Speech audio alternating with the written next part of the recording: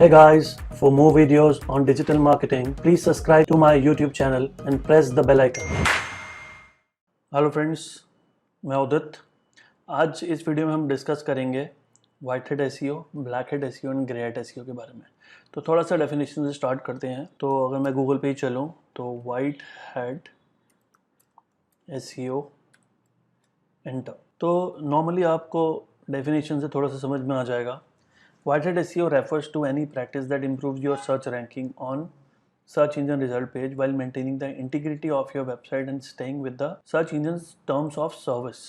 These tactics stay within the bounds as defined by Google. तो basically वो कहना चाह रहा है कि Whitehead SEO practices आप अपनी रैंकिंग को इम्प्रूव करने के लिए यूज़ करते हो सर्च इंजन रिजल्ट पेजेस पे गूगल की गाइडलाइंस को फॉलो करते हुए जो गूगल ने डिफाइन की हुई है। तो अगर आप गूगल की गाइडलाइंस फॉलो करते हो, जो कि अच्छा कंटेंट डालना, स्पीड मेंटेन करना, कीवर्ड्स जितना नेचुरली कंटेंट में आए उतना ही डालना, ओके, तो ये सब चीज़ें बेसिकली वाइट हेड एसईओ के अंदर आती हैं। और भी बहुत सारी चीज़ें आती हैं इसके अंदर, लेकिन मेन चीज़ है जो गूगल ने डिफाइन किया हुआ है उसको फॉलो करना इज़ वाइट हेड एसईओ। और ऑब्वियसली अगर मैं ब्लैक हेड एसईओ की बात करूँगा तो इसका मतलब है black hat SEO refers to a set of practices, मतलब कुछ ऐसी चीज़ें करना used to increase the site or page rank used to increase the site or page rank in search engine through means that violate the search engine terms of service। तो कहने का मतलब है कि यहाँ पे भी हम रैंकिंग बढ़ाने की बात कर रहे हैं, लेकिन उन चीज़ों से जो गूगल ने डिफाइन नहीं की हुई, जो गूगल की गाइडलाइंस को वॉयलेट करती है, जो गूगल की गाइडलाइंस के अगेंस्ट जाती है, उसको हम ब्लैक हेड एसईओ बोलते हैं।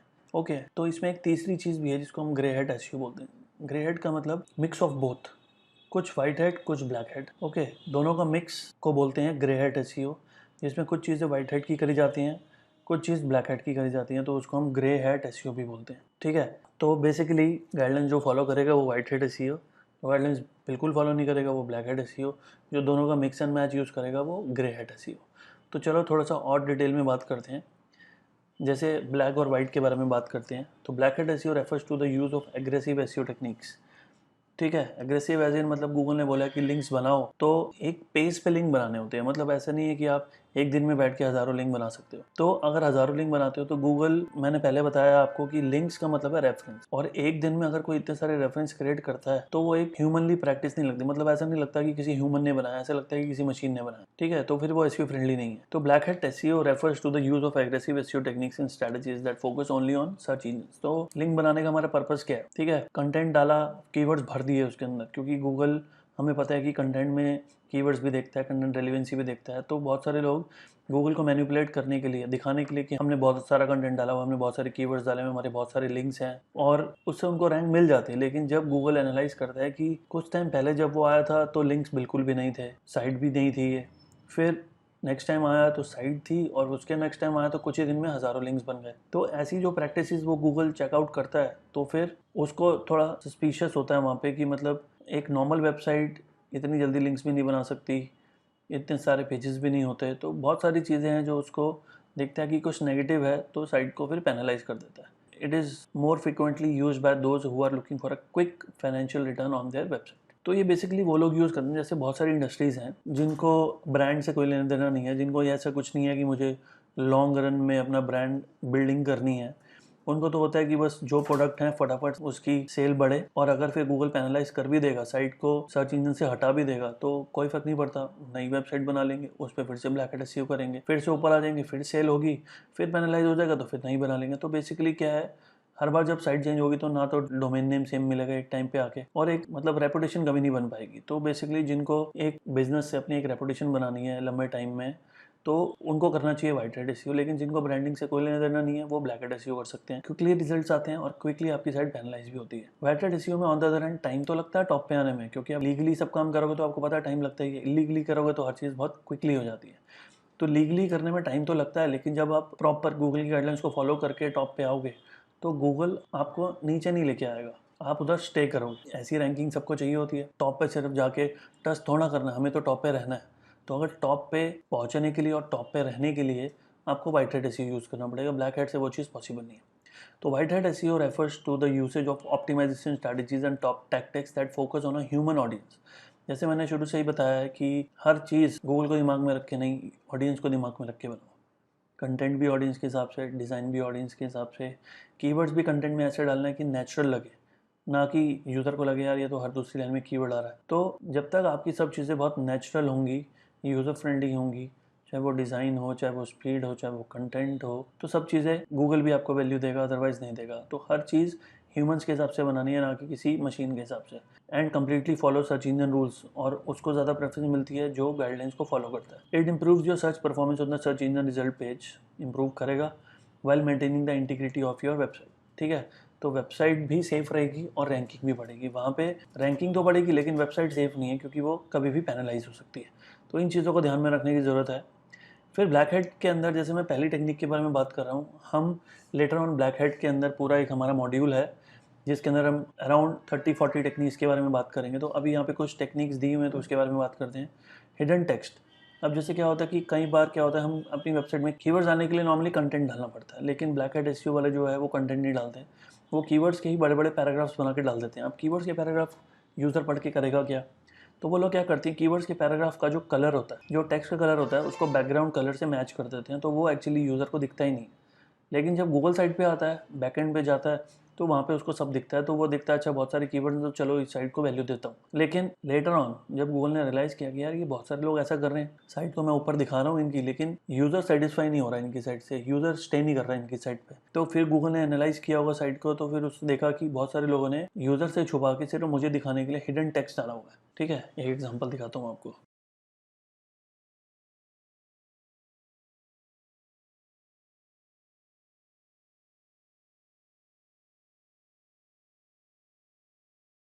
तो एक नॉर्मल साइट दिख रही होगी आपको। अब यहाँ पे जब मैंने कंट्रोल ए किया तो मुझे कुछ एडिशनल कंटेंट दिखा। देखो दोबारा कंट्रोल ए किया तो यहाँ देखो, ये जो था ये नॉर्मल, अगर कंट्रोल ए नहीं कर रहा तो नहीं दिख रहा, तो इसको बोलते हैं इनविजिबल टेक्स्ट। तो मैंने दोबारा कंट्रोल ए किया तो आ गया। और थोड़ा सा जूम करते हैं इसको, अभी भी नहीं दिख रहा बिल्कुल भी। सेलेक्ट करते हैं तो ये बहुत सारे कीवर्ड्स आ गए, तो इसको बोलते हैं इनविजिबल टेक्स्ट।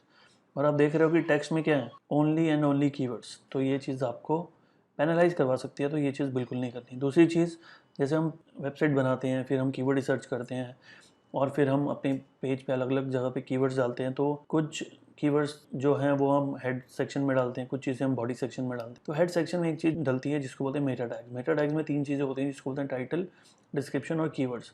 तो उसकी कुछ एक सर्टेन लिमिट होती है। जैसे आप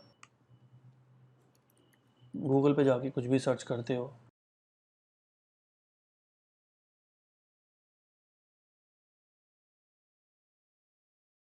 तो जैसे गूगल पे आके हमने कुछ सर्च किया और जैसे ये एसईओ के रिजल्ट्स आए, तो हमने यहाँ पे देखा, तो ये जो ब्लू कलर में लिखा है ये है एसईओ टाइटल, ये जो लिखा है ये है एसईओ डिस्क्रिप्शन। ओके, तो ये सब चीज़ें होती हैं बेसिकली यहाँ पे। तो अब मैं आपको ये पिक्सल इन्फोटेक का दिखा रहा हूँ कि जो टाइटल सिर्फ इतना ही दिख रहा है, अप्रॉक्सीमेटली इसकी लिमिट होती है 65 to 70 कैरेक्टर्स, इसकी होती है 155 to 160। ठीक है, जैसे आप देख रहे हो डेट सेंटेंस आ रहा है सबके अंदर। लेकिन जो पिक्सेल्स इन्फोटेक है, अगर मैं इसका सोर्स कोड दिखाऊँ आपको, तो ये जो टाइटल है, हम लेटर ऑन करेंगे ये सब चीज़ें।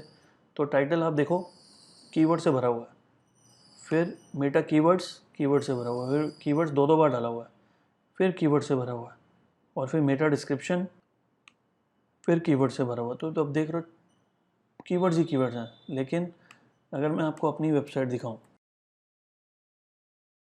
फिर हम सोर्स कोड पे जाते हैं, सोर्स कोड।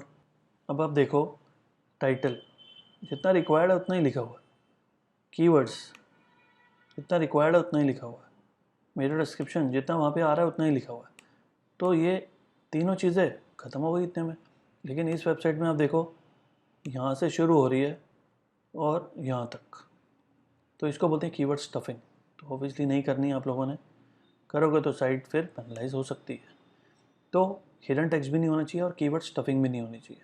ठीक है, कंटेंट ऐसा नहीं कि कंटेंट डालना है, पेज बना दिया, कंटेंट डालना है तो कहीं और से उठा के डाल दिया, वो भी नहीं चलेगा। डुप्लीकेट कंटेंट की वैल्यू नहीं है यहाँ पे। फिर लिंक फार्मिंग। अब जैसे एसईओ में हम बोलते हैं कि जो ऑफ पेज एसईओ है उसमें हम अदर साइट्स पे जाके लिंक्स बनाते हैं। तो कई लोग क्या करते हैं, बहुत सारी अपनी ही खुद की साइट्स बना लेते हैं और आपस में एक दूसरे को लिंक कर देते हैं, तो वो चीज़ भी नहीं चलती। तो वो चीज़ भी हम आगे और डिटेल में बात करेंगे। तो उसको लिंक फार्मिंग बोलते हैं। फिर है डोरवे पेज। कह रहे कुछ फेक पेजेस होते हैं that the user will never see. ठीक है, when user hit the page that bot to a completely different one. मतलब सर्च इंजन पे जब वो देख रहा है कि टाइटल है, डिस्क्रिप्शन है, लेकिन जब वो क्लिक करता है उसको तो पेज कुछ और ही होता है, जो इन्फॉर्मेशन उसको बाहर दिखती है वो अंदर होती ही नहीं है। फिर क्लॉकिंग में भी ऐसे ही कुछ होता है। क्लॉकिंग क्या है कि क्लॉकिंग में आपको बाहर तो दिख रहा है, लेकिन जैसे ही आप वेबसाइट पे एंटर करोगे और अंदर जाओगे वो रीडायरेक्ट हो जाएगी किसी और साइट पे, ठीक है ना। तो क्लॉकिंग का मतलब क्या है कि आप जो पेज आपने टारगेट करा है, जो सर्च इंजन जिसका टाइटल और डिस्क्रिप्शन बाहर दिखा रहा है, वो तो गूगल को भी दिख रहा है, लेकिन जैसे ही यूज़र उस पेज पे आने लगता है वहाँ पे आपने कोई ऐसी स्क्रिप्ट लगाई हुई है जो यूज़र को दूसरी वेबसाइट पे लेके चली जाती है या दूसरे पेज पे लेके चली जाती है, तो उसको बोलते हैं क्लॉकिंग। रीडायरेक्ट हो जाता है यूज़र इसके अंदर। फिर एक टेक्निक होती है पैरासाइट होस्टिंग। पैरासाइट होस्टिंग का मतलब होता है कि जैसे फेसबुक है, तो फेसबुक में आपने अपना एक पेज बना लिया, पेज के अंदर जाके आपने एक पोस्ट क्रिएट कर ली, पोस्ट का टाइटल भी होता है, डिस्क्रिप्शन भी होता है, तो वहाँ पे आपने बहुत सारे कीवर्ड्स भर दिए। अब क्योंकि फेसबुक की भी एक रेपुटेशन है, उसकी डोमेन अथॉरिटी बहुत अच्छी है, तो गूगल उस चीज़ को देख के आपको रैंक दे देता है, आपका वो जो पर्टिकुलर पेज है वो ऊपर आना शुरू हो जाता है, तो आपका पर्पस सॉल्व हो गया। अब जैसे बहुत सारे लोग ये लिंक्डइन में भी करते हैं, लिंक्डइन में अपना पेज बना लिया और वहाँ पे एक आर्टिकल के अंदर टाइटल और डिस्क्रिप्शन वगैरह देके, क्योंकि लिंक्डइन का भी डोमेन अथॉरिटी बहुत अच्छा है, तो गूगल उसकी रेपुटेशन के बेस पर रैंक दे देता है। लेकिन जब लिंक्डइन और फेसबुक को देखते हैं कि ये जो पेज है इसमें बहुत सारे कीवर्ड स्टफिंग की हुई है और ये अगेंस्ट द गाइडलाइंस जा रहा है, तो वो अपनी वेबसाइट से उस पेज को डिलीट कर देते हैं। लेकिन जब तक वो पेज डिलीट नहीं होता तब तक वैल्यू मिलती है उसकी। तो parasite hosting is the method of hosting a website on someone else server. मतलब फेसबुक और लिंक्डइन के एग्जांपल में मैं ये तो नहीं बोल रहा कि आपने किसी और के सर्वर पे अपनी वेबसाइट डाल दी। वेबसाइट तो नहीं बन सकती, लेकिन अगर पेज भी बना रहे हो या प्रोफाइल बना रहे हो तो है तो लिंक्डइन का सर्वर। और जब लिंक्डइन की प्रोफाइल पे कुछ बनाओगे उसकी साइट पे, तो उसकी जो अथॉरिटी है वही आपको भी मिलेगी। तो उस चीज़ का एडवांटेज लेते हैं ब्लैक हैट एसईओ वाले कि जितनी भी अच्छी अच्छी साइट्स हैं, अच्छी अथॉरिटी वाली जिन पे गूगल ट्रस्ट करता है, उस पर जाके अपनी एक प्रोफाइल बना लेते हैं और उसमें पूरा मतलब कीवर्ड स्टफिंग हर चीज़ कर देते हैं, डुप्लीकेट कंटेंट वगैरह, तो उससे शॉर्ट पीरियड के लिए तो आप ऊपर आ जाते हो। लेकिन गूगल के पेनलाइज करने से पहले मतलब वो देख लेते हैं कि ये जो पेज बना हुआ है ये बहुत अगेंस्ट द गूगल गाइडलाइंस है, वो आपकी जो पेज है प्रोफाइल है उसको डिलीट कर देती है, तो ऑटोमेटिकली जो वैल्यू मिल रही होती है आपको वो खत्म हो जाती है, ठीक है ना। फिर पेड लिंक्स। अब गूगल ने बोला कि आप लिंक्स बनाओ, links banana one of the most difficult task है, तो बहुत सारे लोग हैं जो वो लिंक्स खरीद लेते हैं। तो गूगल को पता कैसे चलता है कि लिंक किसी ने खरीद ली। The practice of purchasing link on websites for the increase in link popularity and rank. अब क्या होता है कि बहुत सारी साइट है जहाँ पे खुला लिखा हुआ है बाय लिंक्स, ठीक है ना। तो अगर ऐसी साइट पे आपने लिंक बनाया हुआ, जैसे अगर किसी 10 साइट्स ने लिखा हुआ है कि हमारे पास स्पॉन्सर्ड लिंक भी होता है, $50 का एक लिंक है, तो अगर आपने सपोज ऐसी साइट पे लिंक बना दी तो गूगल कहीं ना कहीं वो एज्यूम कर लेता है कि आपने भी शायद पैसे दे के लिंक बनाया हुआ। तो मेक श्योर कभी भी जो साइट पे लिखा हो कि स्पॉन्सर्ड लिंक दे रहे हैं वो या पेड लिंक है वहाँ पे अमाउंट भी लिखा हो, ऐसी साइट्स को इग्नोर करो, ठीक है। तो पेड लिंक्स की वैल्यू बिल्कुल भी नहीं है गूगल में, और जहाँ पे आपने शो कर दिया उसको हिंट दे दिया कि पेड लिंक है आपका, तो आपको पेनलाइज कर सकता है। स्क्रैपिंग मतलब is a spam technique in which a spammer plagiarize content from other websites to put content popular with search engines। तो बेसिकली यहाँ पे वही चीज़ है कि स्क्रैप मतलब आपने हर साइट से कुछ कुछ कंटेंट ले लिया और उसको अपनी वेबसाइट में डाल दिया, तो उससे भी एसईओ वैल्यू नहीं मिलेगी आपको। तो हमेशा यूनिक एंड फ्रेश कंटेंट होना चाहिए, अदरवाइज वैल्यू नहीं मिलती, ठीक है। अब जैसे ये तो सब हो गया कि गूगल को पागल बनाने वाली बात हो गई कि कीवर्ड्स भर दिए, स्टफिंग कर दी, डुप्लीकेट कंटेंट डाल दिया, आप उसकी साइट बना के उसी में लिंक बिल्डिंग कर दी, ठीक है ना, डोर वे क्लॉकिंग कर दिया, पैरासाइट होस्टिंग में जाके अपनी प्रोफाइल बना ली, उससे एसईओ वैल्यू मिल गई, पेड लिंक्स ले लिए, कंटेंट इधर उधर से ले लिया, लेकिन ये सब आपने गूगल के लिए किया। लेकिन अगर आप वाइटेड एसईओ की बात करेंगे तो गूगल कहता है कि भैया क्वालिटी कंटेंट होना चाहिए आपका, कि यूज़र पढ़े तो उसको लगना चाहिए कि इस कंटेंट से उसको कुछ वैल्यू मिली है, ठीक है। जैसे अगर आप मेरा वीडियो देख रहे हो और आपको वीडियो देख के एक्चुअली में कुछ समझ में आ रहा है और आपको उससे कुछ फ़ायदा हो रहा है, तो इसको बोलते हैं वैल्यू। लेकिन अगर आपको उससे देख के कोई फ़ायदा नहीं हो रहा, कोई वैल्यू नहीं मिल रही, तो ऐसे कंटेंट की कोई वैल्यू नहीं है, ठीक है। Guest blogging. अब जैसे आप गूगल कहते हैं कि लिंक्स बनाओ, तो लिंक बनाने का एक तरीका क्या है कि जैसे आप, मैं इंडस्ट्री में हूँ डिजिटल मार्केटिंग में, और डिजिटल मार्केटिंग की बहुत सारी इंफॉर्मेटिव वेबसाइट्स भी हैं, ब्लॉग्स भी हैं, तो मैं उन ब्लॉग्स को कॉन्टैक्ट कर सकता हूँ और मैं उनको बोल सकता हूँ कि आप मुझे रेफ़र कर दो, ठीक है। तो वो रेफ़र करने का तरीका जो है, जो टेक्निक है, उसको गेस्ट ब्लॉग पोस्टिंग बोलते हैं। तो ये भी हम लिंक बिल्डिंग के अंदर कवर करेंगे, गेस्ट ब्लॉग पोस्टिंग, और बहुत ही बढ़िया टेक्निक है, one of the best technique है, और इससे रैंकिंग में बहुत जल्दी फ़र्क पड़ता है और गूगल इस जो भी इसको यूज़ करता है उस पर बहुत ज़्यादा ट्रस्ट करता है। The method of writing blog post for someone else blog, मतलब आप किसी और की वेबसाइट पे एक आर्टिकल दोगे, ठीक है ना, और इन रिटर्न वो आपको क्या देगा, वो आपको उसी आर्टिकल में आपके कीवर्ड पे एक लिंक लगा के देगा। तो बेसिकली लिंक बिल्डिंग तो है ना, गिव एंड टेक है। तो अगर वो आपको लिंक देगा जिससे आपका एसईओ में फ़ायदा होगा, आपकी रैंकिंग ऊपर आएगी, आपका बिजनेस बढ़ेगा, तो इन रिटर्न वो भी कहता है यार मुझे क्या मिलेगा इसके अगेंस्ट। तो या तो वो पैसे ले सकता है, लेकिन पेड लिंक्स मैंने बोला मत बनाओ। तो दूसरी चीज़ वो बोलेगा कि चलो ठीक है, आप मुझे ना एक आर्टिकल दे दो मेरी वेबसाइट के लिए, इस टॉपिक पे लिख के दे दो। तो ऐसे ही होता है, गिव एंड टेक हो गया। तो आपने उसको आर्टिकल दिया और इन रिटर्न आपको उसने एक लिंक दे दिया। तो जब आप लिंक लेते हो तो आपको पता है लिंक से लिंक जूस मिलता है। तो अगर उस ब्लॉग का अथॉरिटी अच्छा है, आपसे ज़्यादा अच्छा है, तो आपको वहाँ से लिंक जूस मिलेगा, उससे एसईओ वैल्यू मिलेगी और एसईओ रैंकिंग में फ़र्क पड़ेगा।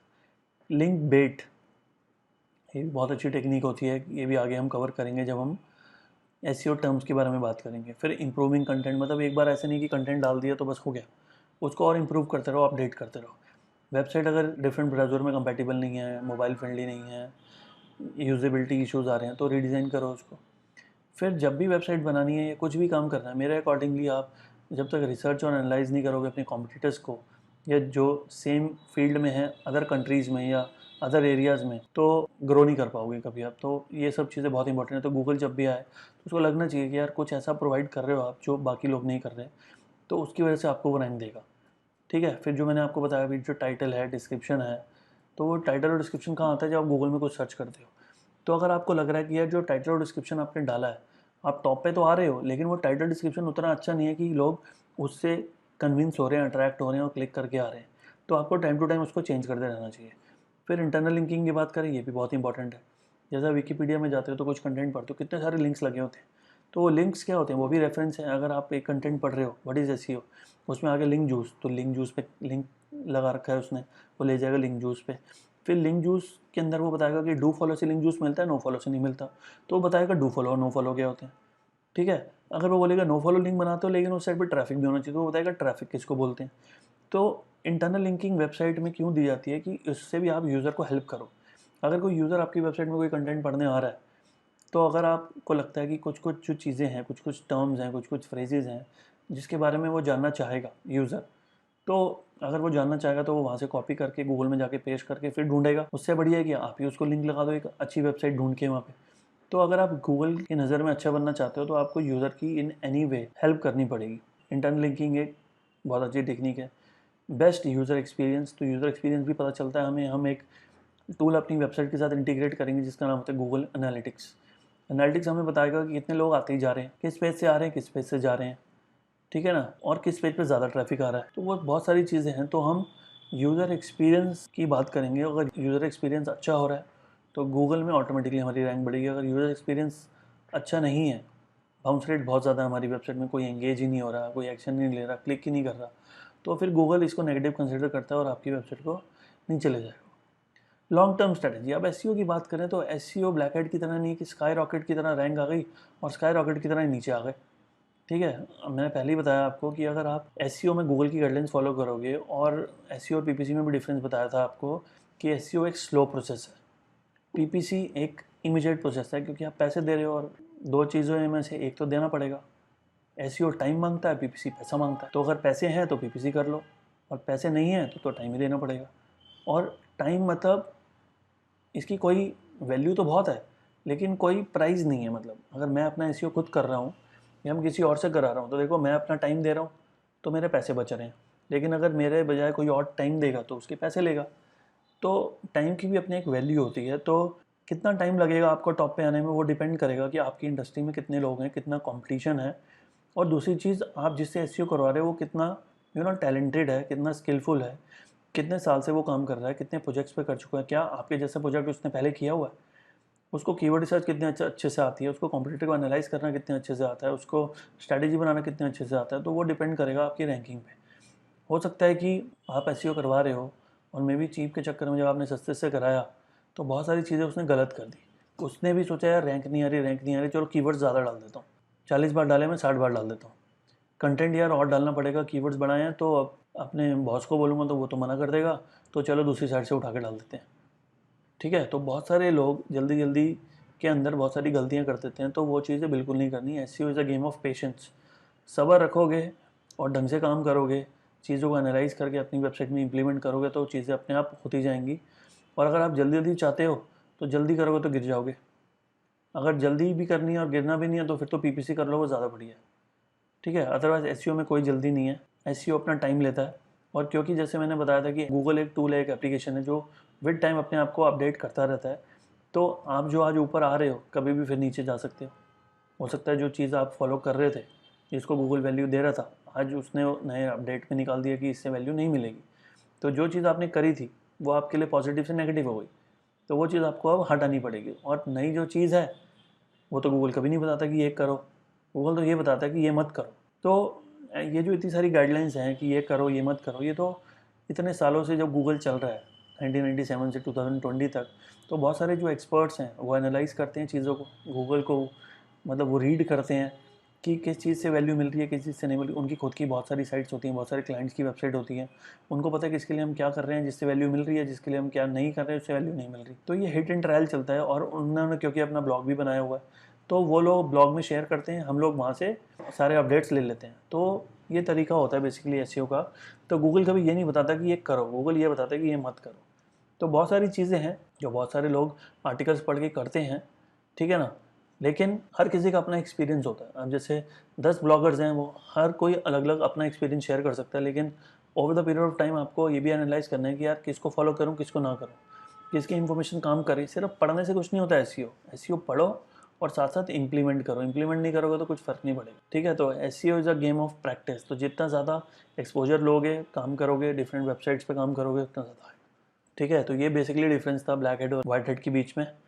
सो ब्लैक हेड बाकी हम आगे और डिटेल में करेंगे, और बाकी तो पूरा कोर्स हम वाइट हेड के हिसाब से ही करेंगे, लेकिन ब्लैक हेड में अलग से समझाऊंगा आपको। सो इतना ही है इस वीडियो के अंदर। See you in the next video. Thank you.